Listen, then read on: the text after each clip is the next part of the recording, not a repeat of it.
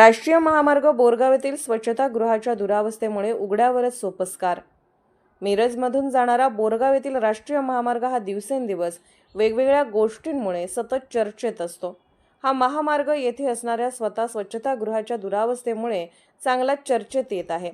या मार्गावरून पंढरपूर वारीसाठी पश्चिम महाराष्ट्रातील वारकरी वर्ग पायी दिंडीत चालत जातात। तसेच मराठवाडा विदर्भाकडून अनेक प्रवासी प्रवास करत असतात।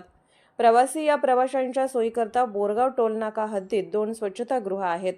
दोन्ही स्वच्छतागृहामध्ये प्रचंड घाणीचे साम्राज्य पसरले असल्याने या मार्गाने येणारा आणि जाणारा प्रवासी वर्ग नाराज असल्याचे दिसून येते।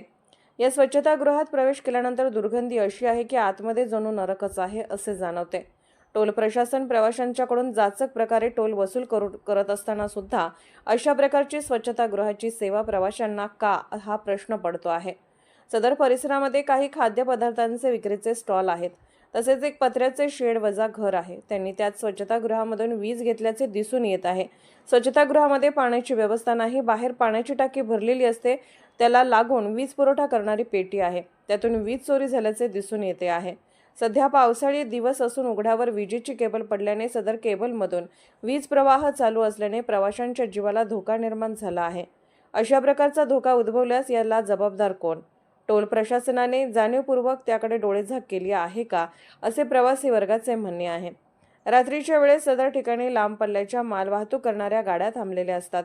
पाण्याच्या टाकीतून बाटली भरून उघड्यावर शौचास जातात, मग ते स्वच्छतागृह काय कामाचे? खास करून महिला वर्गाकडून तर यावर फार नाराजी व्यक्त होत आहे। सदर टोलनाका चालवायला घेतलेल्या कंपनीने याकडे संपूर्णतः दुर्लक्ष करून या महामार्गावरून ये-जा करणाऱ्या प्रवाशांच्या जीविताशी खेळ मांडला आहे का? या दुरावस्थेत जबाबदार असणाऱ्या दोषींवर प्रशासन कारवाई करेल का? या प्रवाशांना स्वच्छतागृहाची सुखसुविधा देण्यास निष्काळजीपणा करणाऱ्या संबंधित प्रशासन जाब विचारेल का? अर्थराज्य न्यूज मराठीकरिता बैदुल जमादार।